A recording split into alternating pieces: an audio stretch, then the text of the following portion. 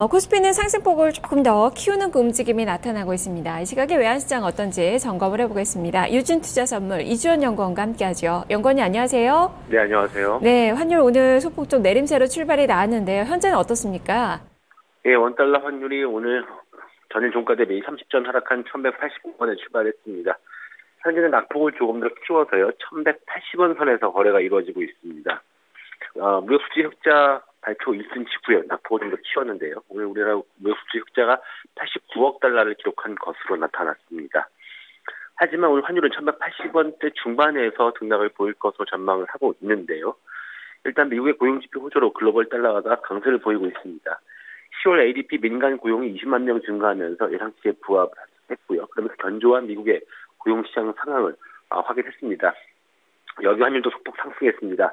원달러 1개월물이 1187원에 최종 호가됐습니다. 최근 1개월 스왑 포인트 플러스 1원 30전을 고려하면 어제 현문한 종가였던 1185원 30전보다는 약 40전 정도 오른 셈이고요. 미국의 고용지표 호조와 유로존 디플레이션 우려감 구조 등 글로벌 달러 강세가 환율의 상승 요인으로 작용하고 할 것으로 보여집니다. 또한 어제 환율이 큰 폭으로 내림에 따라서 아래쪽으로의 경계감이 더 커질 것으로 보여지고요. 즉 저점 매수 하단을 지지할 것으로 보여집니다. 한편 중국이 오늘 휴장하지만 중국의 9월 제조업 공식 PMI와 차이신 9월 제조업 PMI 확정치 발표에 주목을 할 것으로 보여집니다.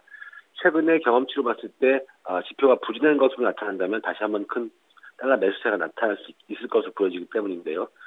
다만 장중에 지표가 양호한 것으로 나타나면서 주시장의 호조를 보인다면 환율의 하락 전환 가능성도 있으면 주목을 하셔야 할 것 같습니다.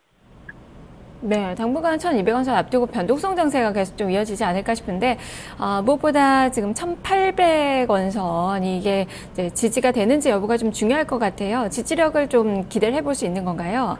네, 일단 중국의 경제지표 부진 혹은 호조 여부에 따라서 1180원 지지 여부가 결정이 될 것으로 보여지는데요. 1180원 선이 뚫린다고 하더라도 다시 1180원 선으로 반등할 가능성도 여전히 높습니다. 왜냐하면 1180원이 저점이라는 인식이 여전히 강한 상황이고요.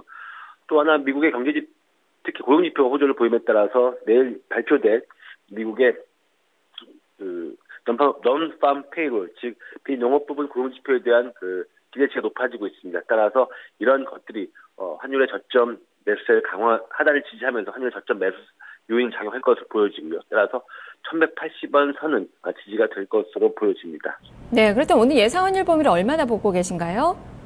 네, 일단 최근 사이 흐름을 봤을 때 역시 1180원에서 1190원대 레인지 예상을 하고 있고요. 따라서 오늘 환율의 예상 범위도 1180원에서 1190원으로 보고 있습니다. 네, 알겠습니다. 말씀 잘 들었습니다. 네, 감사합니다. 네, 1180원 선 지지 여부가 이제 관건이 좀 될 것 같은데 당분간은 미국의 고용지표가 또 이번 주에 발표가 됐죠. 그 전까지는 좀 변동성 장세를 어느 정도는 예측을 해봐야 될 것 같네요. 이주연 연구원과 함께 외환시장의 움직임 살펴봤습니다. 지금부터 잠시 후에 종목들의 움직임 또 체크를 해보겠습니다.